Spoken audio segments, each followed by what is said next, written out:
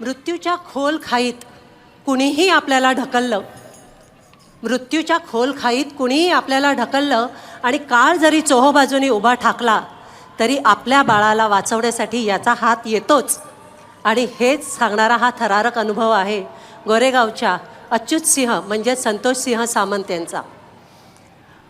8 जून 2008 सालची गोष्ट आहे. पावसाचे दिवस होते. नेहमीप्रमाणेच अच्युत सिंह कामानिमित्त सांगलीहून दापोलीला निघाले होते.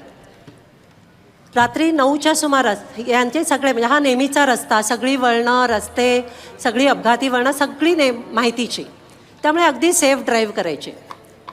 रात्री 9च्या सुमारास कुंभे घाट लागला. त्यांनी पाटी देखील वाचली, अपघाती वळण.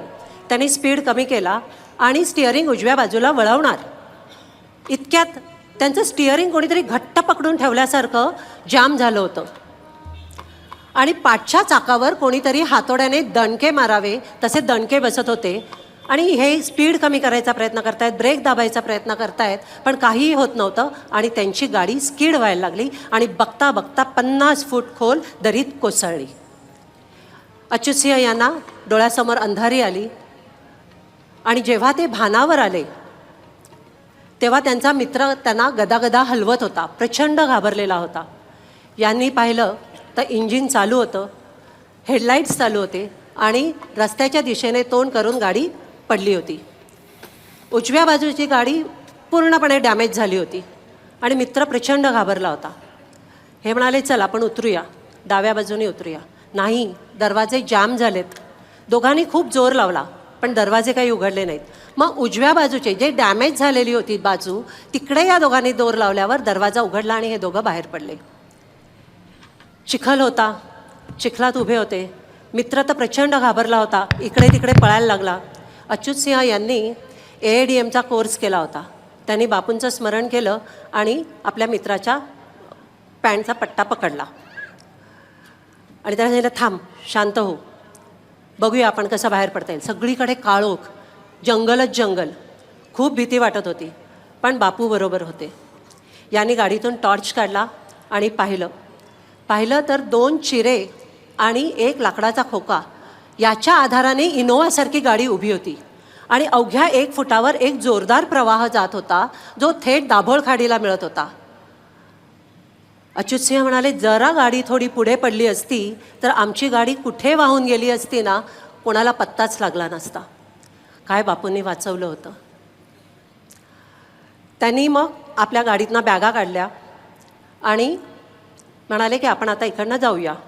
तेवढं त्यांचं लक्ष त्या खोक्याकडे गेलं. त्याने टॉर्च मारला तर तो खोका म्हणजे विसर्जित केलेला देव्हारा होता आणि त्यात हनुमंताचं चित्र होतं. बापू कृपा जाणवली. त्यांनी तो खोका घेतला आणि गाडीत ठेवला.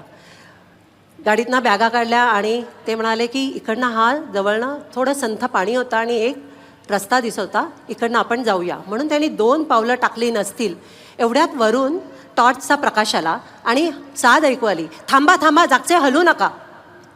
3 जण होते. बघा, बापूंनी नुसतं वाचवलंच नव्हतं तर 3घांना मदतीसाठीही पाठवलं होतं आणि ते खूप मोठा वळसा घेऊन त्यांच्यापर्यंत आले. एकाने त्यांच्या बॅगा घेतल्या, दोघांनी त्यांचे हात धरले आणि ते परत त्याच मार्गाने निघाले. तेव्हा अच्युत सिंह म्हणाले आपण या शॉर्टकटने जाऊया ना. तर ते 3घं एकदम ओरडले, बिलकुल नाही, हे जे संथ पाणी दिसतंय ना ती कठडा नसलेली 50 फूट खोल विहीर आहे. अंगावर सर्रकन काटा आला. डाव्या बाजूचा दरवाजा उघडला गेला असता तर थेट त्यांचा मित्र त्या विहिरीत कोसळला असता आणि जेव्हा हे भानावर आले असते आणि मित्राला शोधायला म्हणून बाहेर पडले असते हे देखील विहिरीत कोसळले असते. पहा ही बापू कृपा. हे 3घे जण शेजारच्या गावातले रिक्षावाले होते. त्यांच्या सरपंचांना नाक्यावर सोडायला आलेले आणि त्या सरपंचांना यांच्या गाडीचा प्रकाश दिसला होता आणि त्यांनी सांगितलं इकडे कोणाचा तरी ॲक्सिडेंट झालेला दिसतो, त्यांच्या मदतीसाठी जा. आणि याच सरपंचाने पुढे जाऊन पोलिसांना वर्दी दिली होती. ही सर्व मंडळी वर येईपर्यंत पोलिसांची गाडी देखील आली आणि पोलीसच त्यांना घेऊन हॉस्पिटलमध्ये गेले. अच्युत सिंहच्या डोक्याला थोडीशी जखम झाली होती, 4 टाके पडले आणि छातीवर स्टिअरिंगमुळे थोडासा मार बसला होता, दुखत होतं. पण त्यांच्या मित्राला ओरखडा देखील पडला नव्हता. दुसऱ्या दिवशी त्याचा मित्र म्हणाला अपघातस्थळी जाऊन बघून येतो सर्व काय ते, आणि यांचा मोबाईल देखील हरवला होता. तर ते म्हणाले तू नको येऊ, तू आराम कर, मी जातो. मग त्यांचा तो मित्र आणि काही गावातली मंडळी आणि त्यांच्या ऑफिसची मंडळी असे अपघातस्थळी गेले. तर गाडीची अवस्था बघवत नव्हती, एवढं डॅमेज झालं होतं. मित्राने त्याचा मोबाईल शोधण्यासाठी म्हणून गाडी उघडली तर डाव्या बाजूचे दरवाजे सहज उघडले गेले. बघा, जे आदल्या दिवशी उघडत नव्हते ते मात्र दुसऱ्या दिवशी सहज उघडले गेले. ही बापूकृपा. त्यांनी जेव्हा टोयोटाचा सर्वेअर आला तेव्हा तो म्हणाला, गाडीची एकंदरीत अवस्था पाहून तो म्हणाला ड्रायव्हर तर नक्कीच वाचला नसेल, पण अच्युत सिंह यांना फक्त एक छोटीशी जखम झाली होती. काही दिवसांनी याच अपघाताबाबत अच्युत सिंह त्यांच्या मित्राशी बोलवते. मी बापूंशी पण बोलवतो, बापू मला काय घडलं त्या दिवशी कळलं नाही, मी तर एवढा सेफ ड्राईव्ह करत होतो, पण माझं स्टेअरिंग जाम झालं हो, आणि यांना पाठच्या चाकावर दणके बसत होते.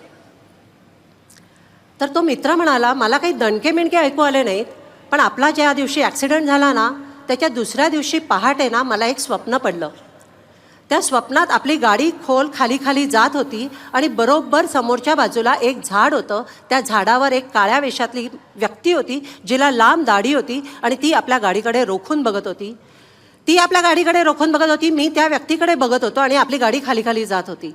आणि एक क्षण असा आला की एक साखळी सर्रकन आली, त्या व्यक्तीच्या गळ्याभोवती फास पडला आणि त्या व्यक्तीला खेचून घेतलं.